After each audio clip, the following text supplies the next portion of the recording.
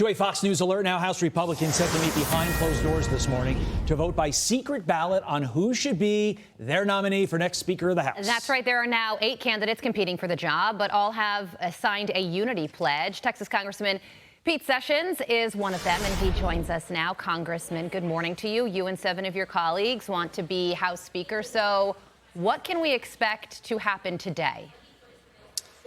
I attempted to be a consensus candidate. I'm not sure that's where everyone's going to end up, but we probably have what I see as at 9 o'clock a.m. this morning, a balloting process where we will go through and strike one at a time until we get to the winner. Then the winner, or the person that receives the most votes, which is more than half, will then have to engage with people who might not vote for him on the floor. We do not want to come to the floor again and have the same circumstances that have happened several times over the last few weeks. I think it's a process we could get through. I don't know whether we'll be back at the drawing board tonight based upon that effort. Okay, so with that in mind, the question every American is wondering, does this saga finally end this week? I'd like to say it would. I think finding a consensus candidate, as I've done, and there were several consensus candidates still on deck.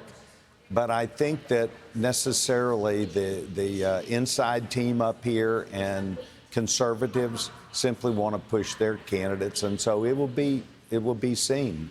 While I'm a 99% conservative, it may not be enough to get me across. Well, one of the reasons having a House Speaker right now is so important is because of what's going on in the Middle East. And senior Pentagon officials are predicting a significant escalation of attacks against American troops based in the Middle East. There have already been drone strikes against U.S. bases in Iraq and Syria. And DoD spokesperson Brigadier General Patrick Ryder said the U.S. is going to hold Iran responsible. And that comment is seen as a departure from the Pentagon's more cautious previous tone. So how should the U.S. hold Iran responsible for these drone attacks that we've already seen take place? Well, it does require the United States Congress to act, but we also have a problem at our southern border that is to America a real problem. We need to get a speaker. We need to operate. That's the way the House of Representatives operates, and a consensus candidate may or may not make it, but we have to get it done this week. We should not go home until this is accomplished.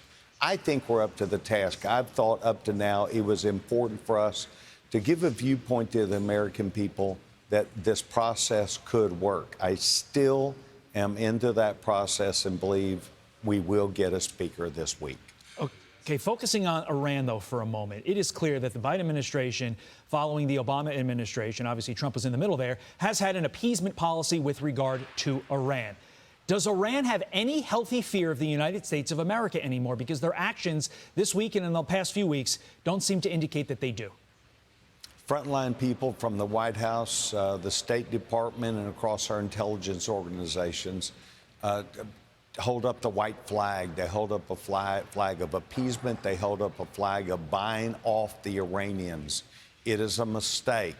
And this is what you get from that. And the discussion about not just the $6 billion, but the inside conversations that take place are uncomfortable for America's future. Well, it puts our men and women out in the Gulf in real danger. Yeah, and Iran's president just met with Russia's Sergei Lavrov, so all of it is connected and all of it is very important.